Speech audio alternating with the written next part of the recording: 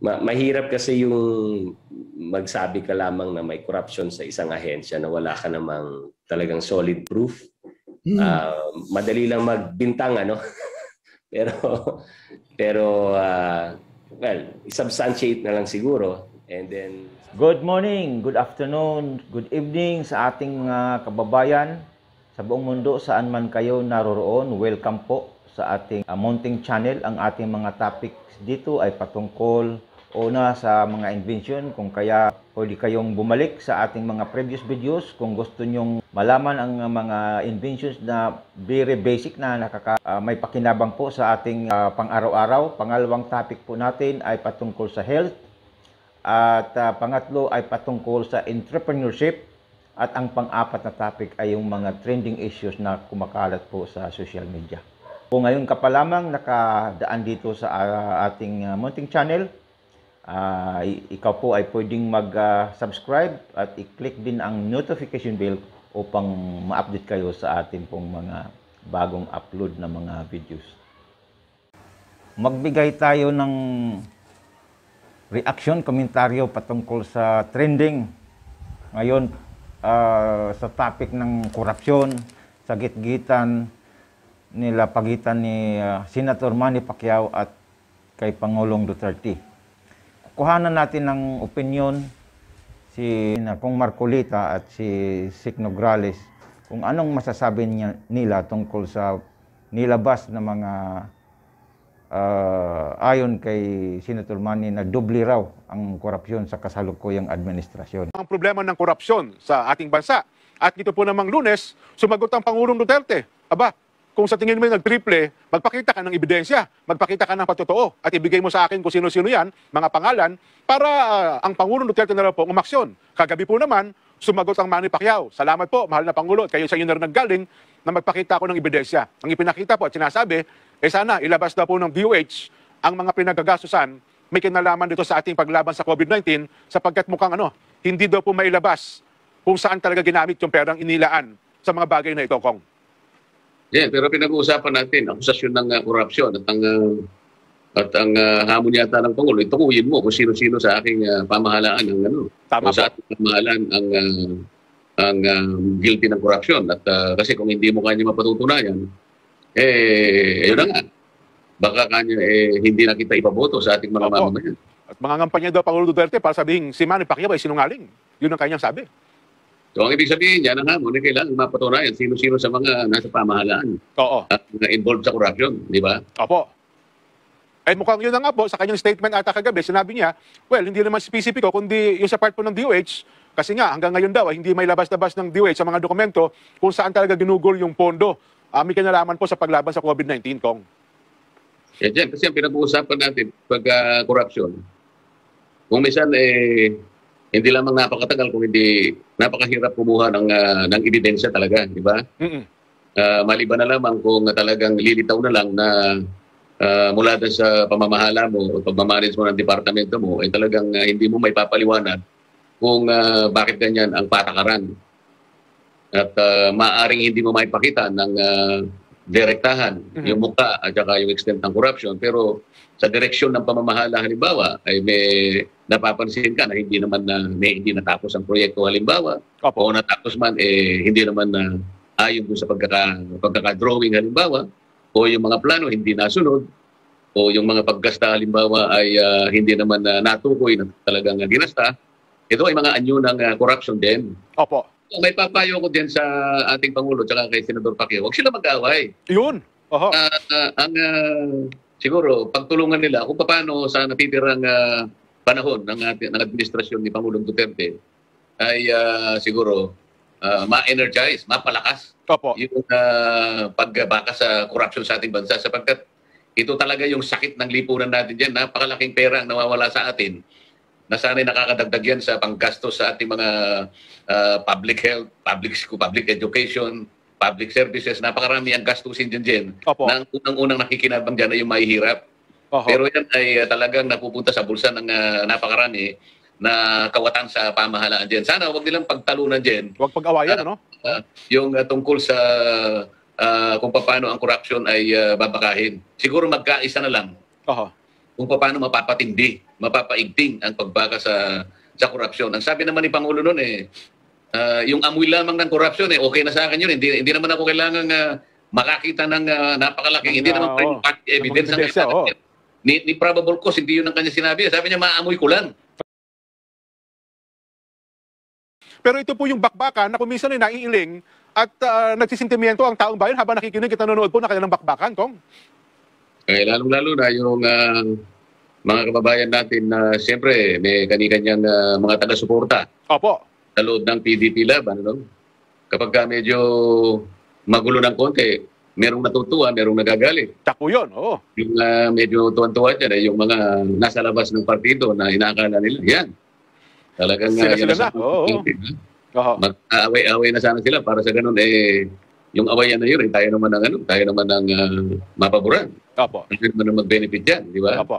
Well, sa kabatiran po ng ating mga taga-subaybay, Kong, tukuyin natin ang mabubuting isang mga halimbawa na lumilitaw, baka sila ay nagugulumihanan sa ating tinatalakay. Ang kampanya daw Pangulo Duterte para sabihin si Manny Pacquiao ay sinungaling. Yun ang kanyang sabi.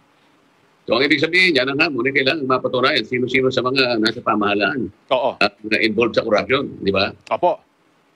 Ay mukhang yun ang... Patungkol sa mga ebidensya, kung paglilitis ng kaso, alam natin napakagaling nitong si Kong Marcolita. At sabi niya, mahirap kumuha ng mga ebidensya. Hindi ganun-ganun kadali. Kailangan, pag sinabi mong ebidensya, talagang solido yan. Hindi basta-basta kapag may nag-report sa iyo ng ganun, ebidensya na yon, hindi pa yon. So, mahirap. Kasi mahirap talaga patunayan. Hindi natin alam ang totoo doon mismo sa subject. Kung talaga bang tama ba yung mga report. At kaya dito sa korupsyon na ito, sabi ni Kong Marcolita, pagtulungan.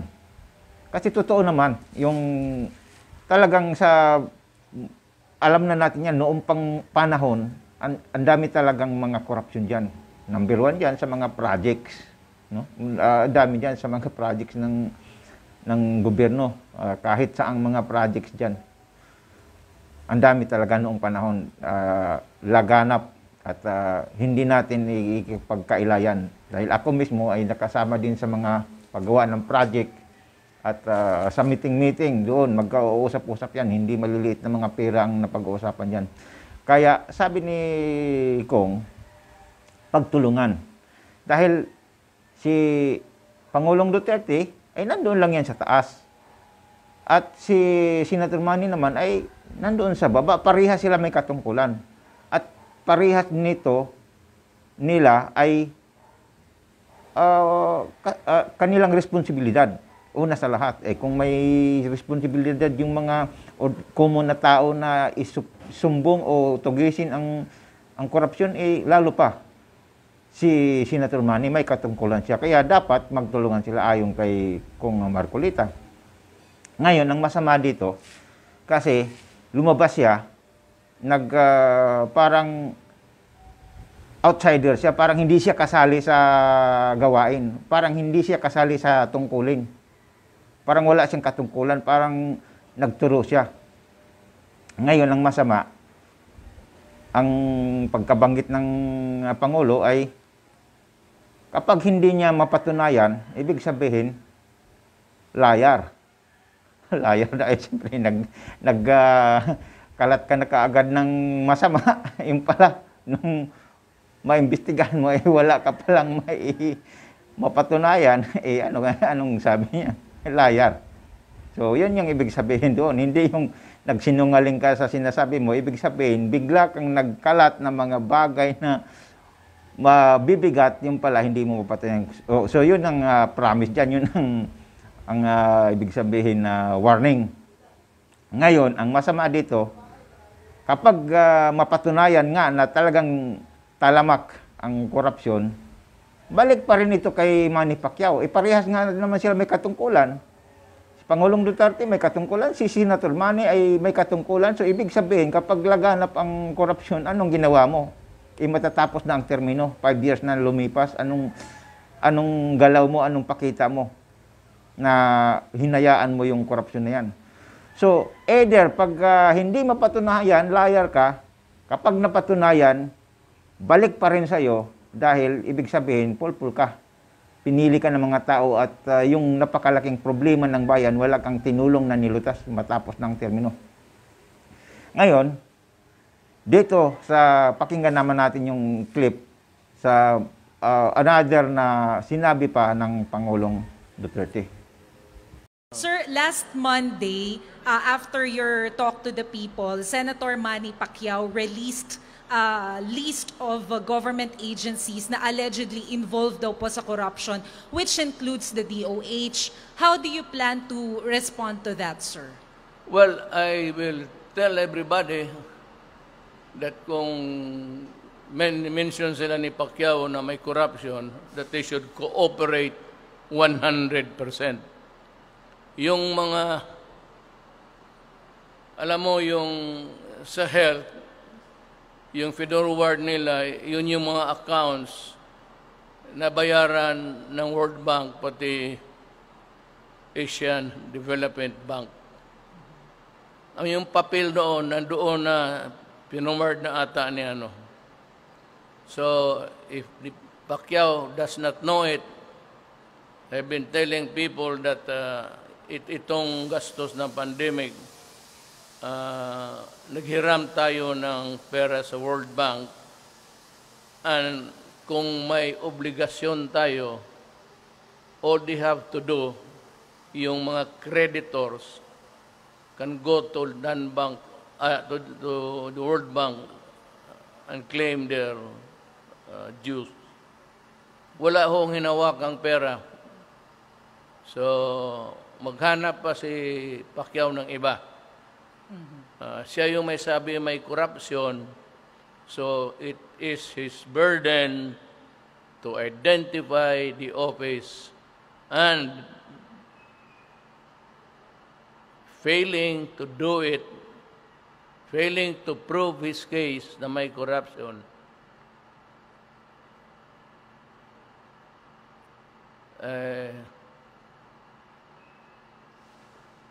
mahirap talaga itong, you know, when you are a champion in boxing, it doesn't mean to say that you are a champion in politics. So ayon doon sa interview, lahat ng mga gustong paimbestigahan ni Senator Manny, mag-cooperate sila 100%. So kasi nga, yun naman talaga ang isa sa pakay, isa sa goal ng Pangulo na pagtugis sa korupsyon. Kaya sabi niya,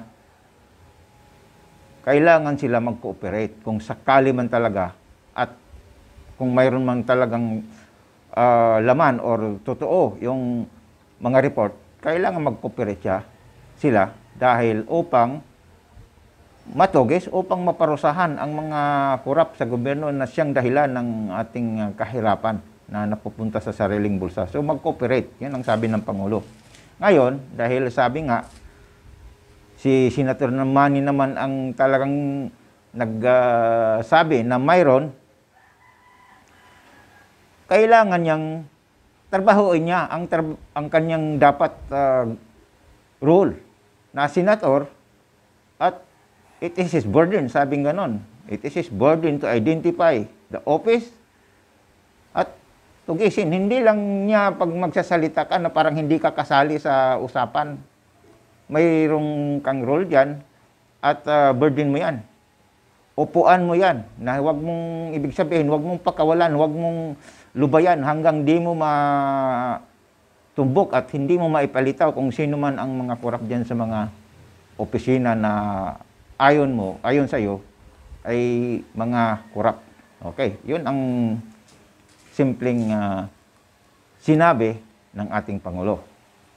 Ngayon, Sir, dito po sa pag-question ni Senador Pacquiao, sinasabing may korupsyon at alam naman natin na nagkaroon na ng pagdinig ang Kamara at ang Senado hinggil rito at nagpaliwanag na. Ano po yung masasabi niyo rito, sir? Mahirap kasi yung magsabi ka lamang na may corruption sa isang ahensya na wala ka namang talagang solid proof. Madali lang magbintang ano.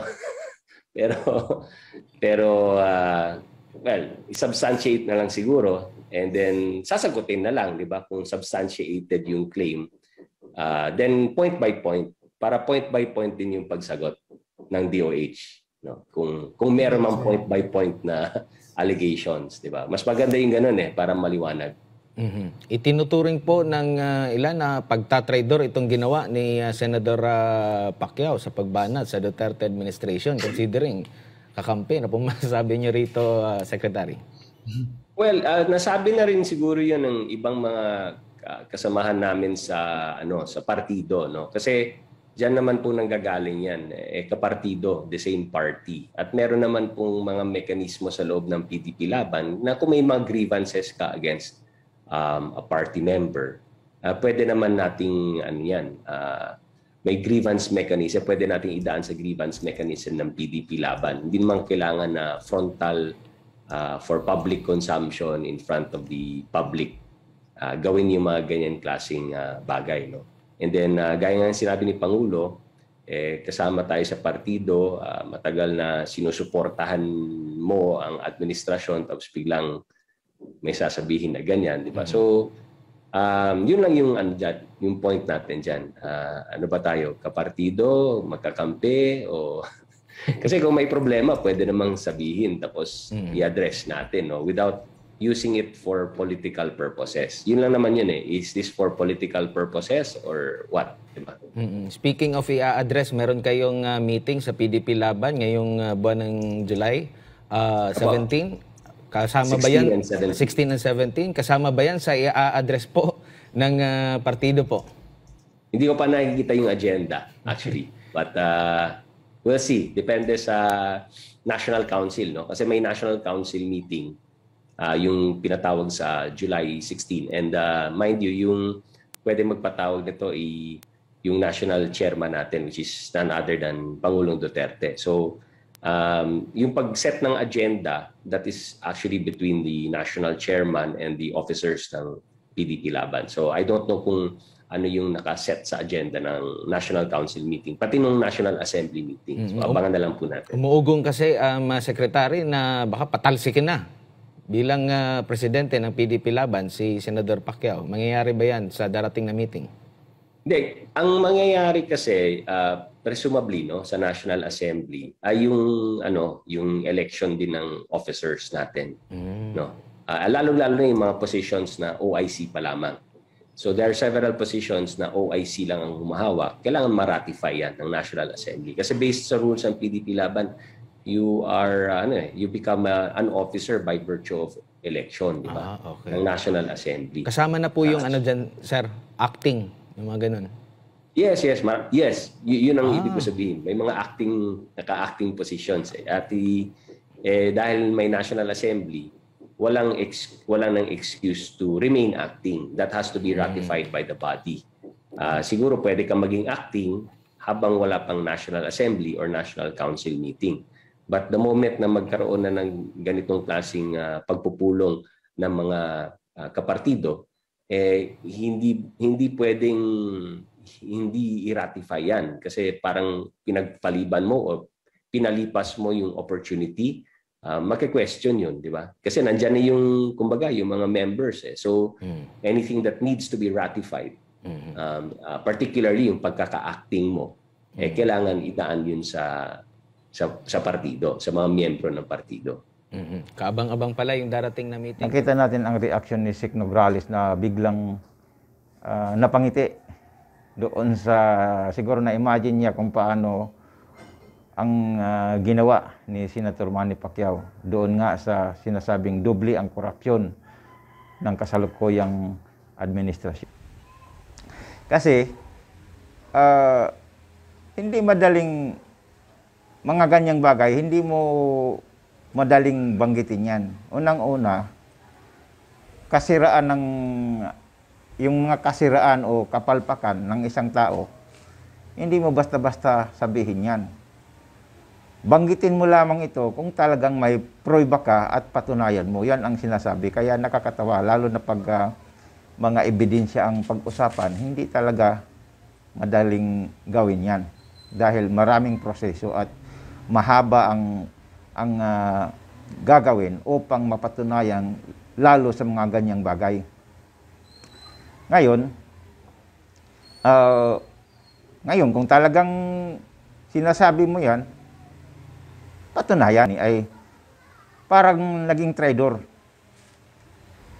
Parang naging traidor.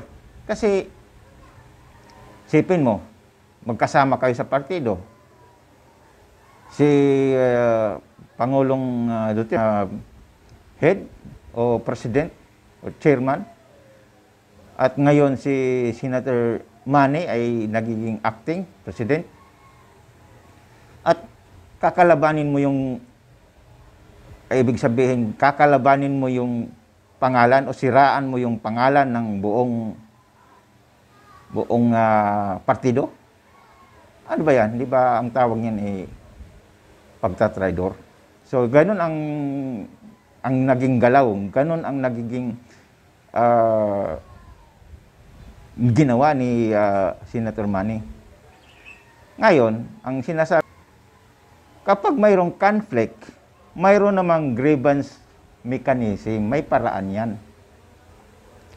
Doon mo dalhin, pag-usapan muna, mag-uusap muna kayo. Hindi yung kapag may nakita ka ng kaunting bagay na hindi kayo magkakasundo or may mali kang nakita, kaagad kang lalabas at magsasabi ng ganun, yun magkakalat ka ng pangit doon sa labas, hindi muna kayo nag-usap. Isang gawaing yan, wala sa gawaing common na tao. Isang gawaing ibig sabihin kulang sa aral o anong tawag natin diyan, basta kulang ka sa kaalaman, kulang ka sa education na gawin mga mataas na posisyon. Dapat hindi gano'n na pagka may nakita ka sa grupo, doon ka sa labas magsisiwalat sa press ka pa magsasabi na maraming makakaalam at kasiraan at hindi nyo pa man na verify kaagad mo na hindi mo na naayos doon sa loob. So, kaya nga, pag malalaking organisasyon, lalo na itong PDP Laban, napaka-laking organisasyon, mga matataas na tao dito at ganyan ang kilos mo, nakakapagpababa ng pagkatao yan, ng ganyang galawan. So, hindi dagat kasi, kasi isang lang kayo isang partido lang kayo So, yun, isang partido at isang direction kayo.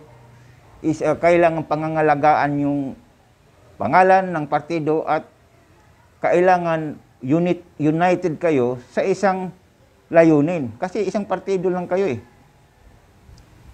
So, hindi ka pwedeng lumabas ka agad lalo na patungkol sa performance ng partido na walang kamalay-malay yung mga kasamahan mong mga opisyalis.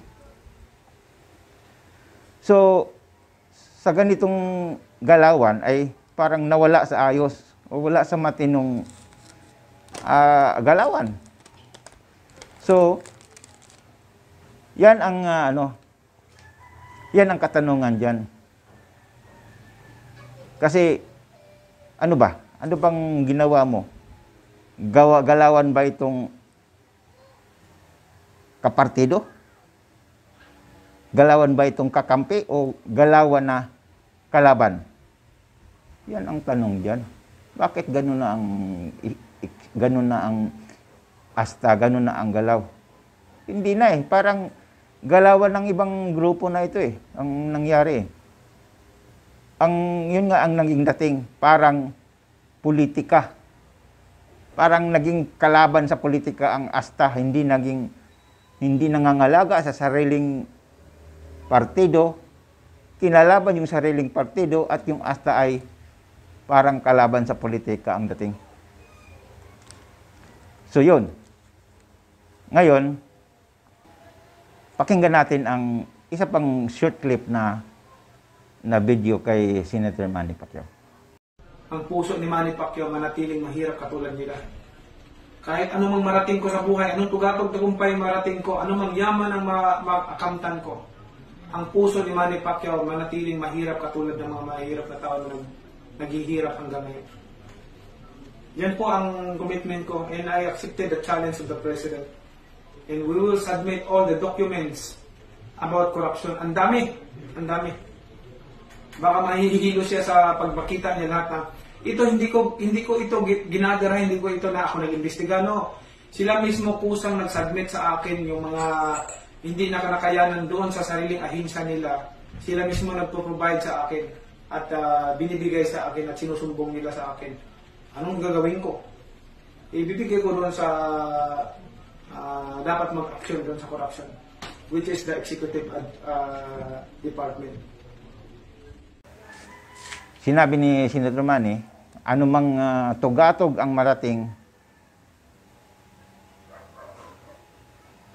mananatili siya na pagiging isang mahirap.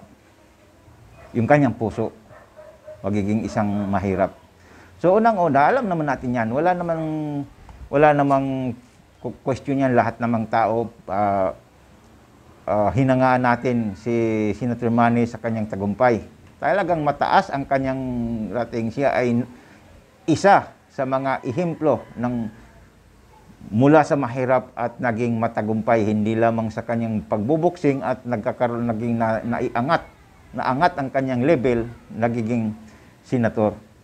So, kanyang pinakita ang kanyang tagumpay at ito ay para mag-draw ng atensyon, mahatak niya ang mga tao sa pamamagitan ng popularity. Ngayon, sa pangalawang aspeto doon sa kanyang sinasabi ay ang puso ni Manny Pacquiao ay mananatiling mahirap. So ang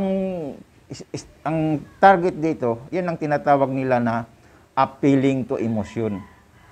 Yan yung approach diyan. Appealing to emotion, lalo na sa mga mahihirap. Kasi kapag makuha yung emotion ng mga tao, lalo na sa mga mahirap, kakampihan ka na niyan. Kakakampihan ka, i-reject na nila yung mga anumang mga mali o ano. Ganon ang Pilipino. Ganon ang mga mahirap. Kapag nakuha mo yung puso, nakuha mo yung kailang simpatiya, i-reject na nila kung ano man yung mali na maaring dapat mong tingnan, kakampihan ka na niyan. Yan ang problema sa mga Pilipino. Mabubulag. Hindi na gagana yung isip, hindi na maging logical, kundi papangimbabawin yung pag-awa, pagkampi, dahil nakuha yung puso. So, yun, mga mahirap, dahil totoo naman yan.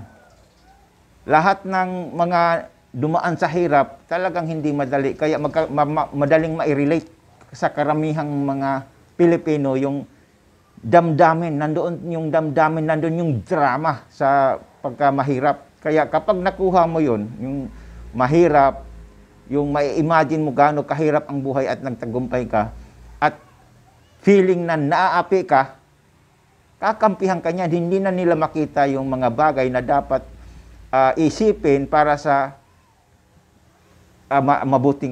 mabuting purpose o mga good purposes na dapat mong isipin.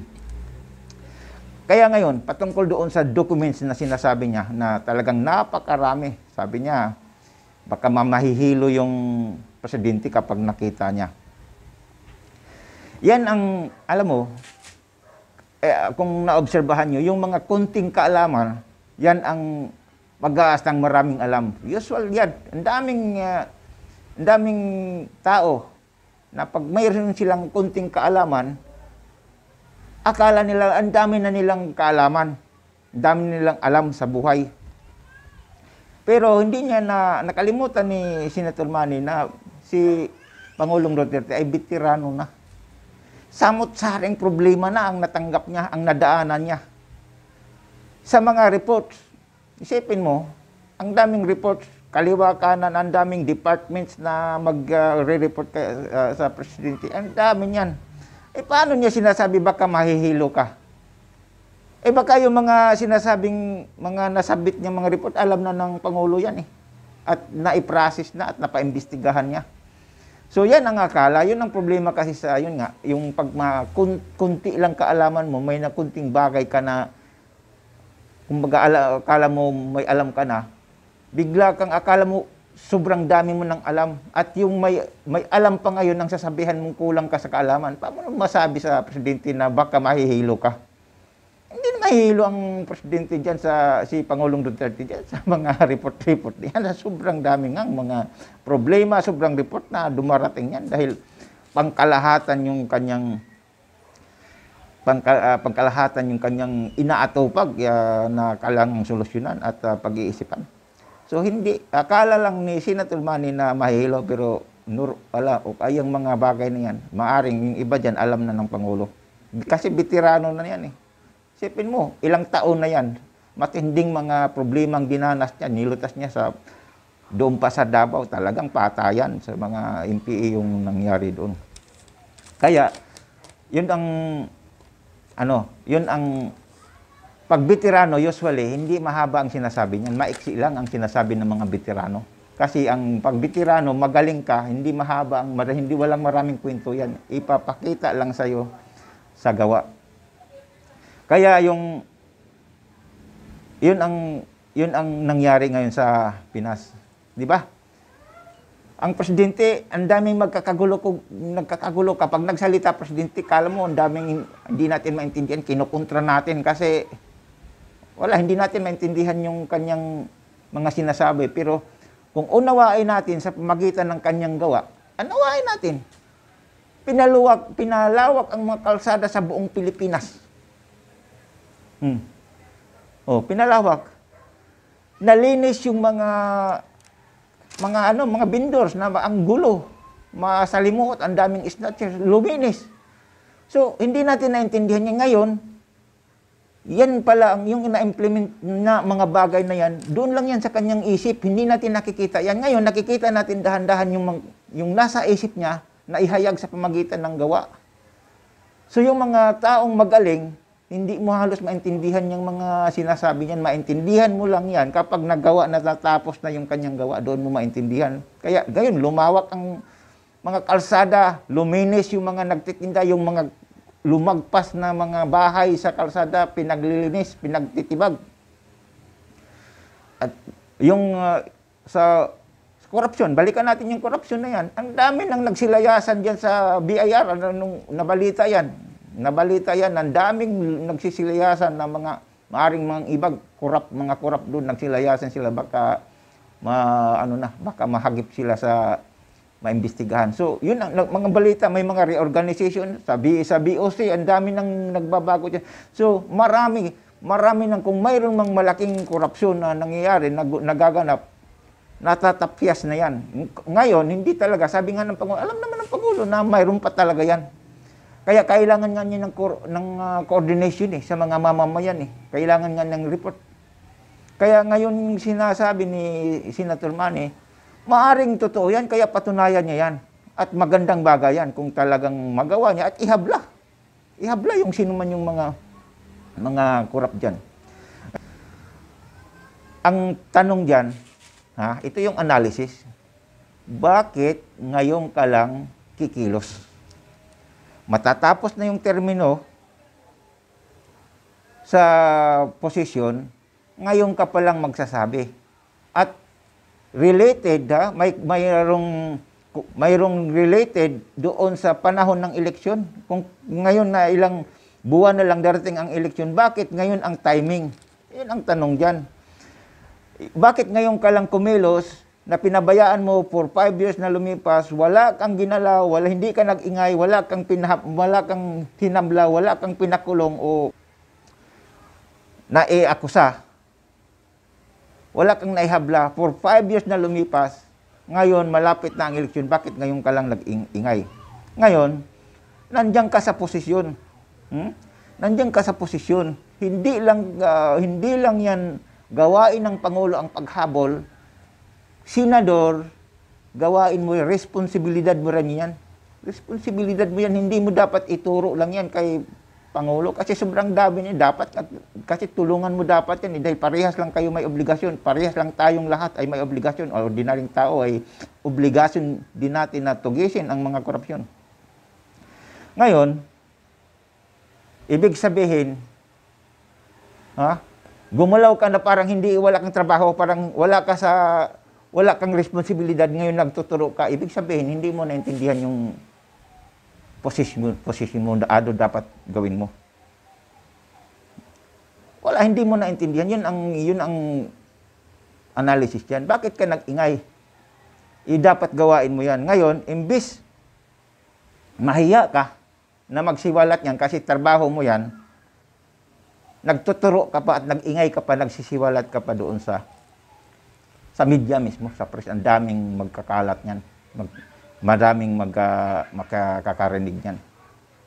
Ngayon, ito yung final na ano dito. Bilang head or president siya ng PDP Laban, hindi niya naintindihan ang role bilang head ng PDP Laban na napakalaking political party. Nakakasira siya sa political party niya, sa totoo lang. At ang daming mga matataas na tao dyan, masasabi natin napakataas na level na ginagalang sa komunidad. Mataas ang educational attainment, matagal na sa posisyon, nasira ang grupo sa kanyang kilos. Una, yung posisyon niya sa partido, sa PDP Laban, hindi niya naintindihan ang kanyang role na dapat pangangalagaan ang pangalan ng partido. Pangalawa, hindi niya naintindihan na ang gawain na pagtugis ng korupsyon ay responsibilidad bilang senador. So, hindi din niya naintindihan. Nagturo patuloy siya, parang hindi siya, wala siyang, parang ibang lahi siya na nagturo siya para sira ang Pilipinas, parang nagturo doon. Parang hindi kasali. So, pangalawang bagay, hindi niya alam ang role na dapat niyang gawin bilang senador patungkol in relation to corruption. Ito pa, hindi niya naintindihan na ang kanyang pagsisiwalat, ang kasiraan ng pamumuno ay kasiraan ng kanyang sarili. Okay? Hindi niya, dapat ingatan niya yun, ayusin niya yun, kasi kapag kapalpakan ang pamumuno nitong present na government, kahihiyaan yan sa kanyang sarili. Dahil ikaw, nandyan sa posisyon. Yan yun ang analysis dyan. Hindi niya naintindihan ito. Ngayon, ito ngayon ang ating ito ngayon ang take natin sa bawat isa. Dahil malapit na ang eleksyon, kailangan maging maging logical. Magkakaroon tayo ng critical, sinatawag nila critical thinking. I-criticize natin, intindihin natin, i-analyze natin ang mga politiko. Ang mga gustong magkandidato. I-analyze natin ang kanilang mga aksyon. Kung talaga bang harmony ba, in harmony ba yung kanilang mga sinasabi sa bunganga? At harmony ba ito sa kanilang mga aksyon? Naintindihan ba nila ang kanilang mga role? So, ganito. Na halimbawa, naging presidente na ng isang taong ganito na hindi niya masyado naintindihan ang kanyang role. Okay? So, ito, mangyari pa isang bagay dito. Kaya, kasiraan sa kanyang sarili, maaring nagamit siya ng mga kalaban na kung saan ang pakay ay sirain lang ang gobyerno. Nagamit siya dito. Kasi antimano, sinira niya ang pamahalaan. Na nandoon siya sa loob, kasama siya. Ano bang kaninong gawa nitong wala nang kapararakan sa pagpanira? Di ba kalaban ng gobyerno yan? Nagamit siya rito. So, sa panahon ng eleksyon, ilang buwan na lang ang lilipas, kailangan magiging critical thinker tayo. At wag natin sayangin. Kasi ganito, medyo umangat na ngayon. Actually, umangat na ang estado ngayon. Marami ng bagay, napakalabdaming bagay na ngayon. Actually, unang-una, korupsyon, ang daming natapyas dyan. Korupsyon sa sa government. Kung mayroon man yan, dapat tugisin talaga yan. At saka yung sa MPA. Malaking bagay yan ang mga bagay na nagpapahirap sa bansa natin. NPA, yung sa CPP, NPA activities. Talagang isipin mo, matakot yung tao na pumunta sa magsaka dahil nandyan sa ako, taga-probinsya ako. Kaya alam kong feeling ng magsaka ka na nandyan yung mga NPA. So marami ng bagay. Ngayon, kapag sinayang natin ang ating pagbuto sa mga taong hindi nagpanugma yung kanilang bunganga at saka yung mga aksyon nila, sinayang natin at binuto natin yun dahil mga popular, balik sa atin. Balik sa atin ang bagsak niyan. Ang negative effect natin. Maaring babagsak uli. Imbes pa pataas na tayo, babagsak uli tayo. Hindi natin marating. Hindi natin ma-attain ang momentum ng ating pag-akyat. Dahil kung magkamali tayo sa mga tao na hindi nila alam ang rule, paano gumanap bilang isang may katungkulan sa bansa. So yan po ang aking reaction, comment. So muli ang ating pong mga topics dito ay patungkol sa sa invention, mga basic na inventions. Ang mayroon akong binubuo nga na project, malapit na. Ang project na paggamit ng tubig upang makatipid sa makina. Pwede kayong sumabay sa akin upang matulungan ako at mabuo ito. Pangalawang topic natin ay patungkol sa mga health. Dahil napakalaking issue sa health kapag tayo ay nagkasakit. Tapos tayo. Ang pangatlong topic natin ay patungkol sa mga entrepreneurship dahil kailangan nating umunlad sa magitan ng pagkakaroon ng hanap buhay. Ang pang-apat ay yung mga trending issues na nakakaapekto po sa ating buhay. Yan po. Salamat sa inyong panonood. Salamat po.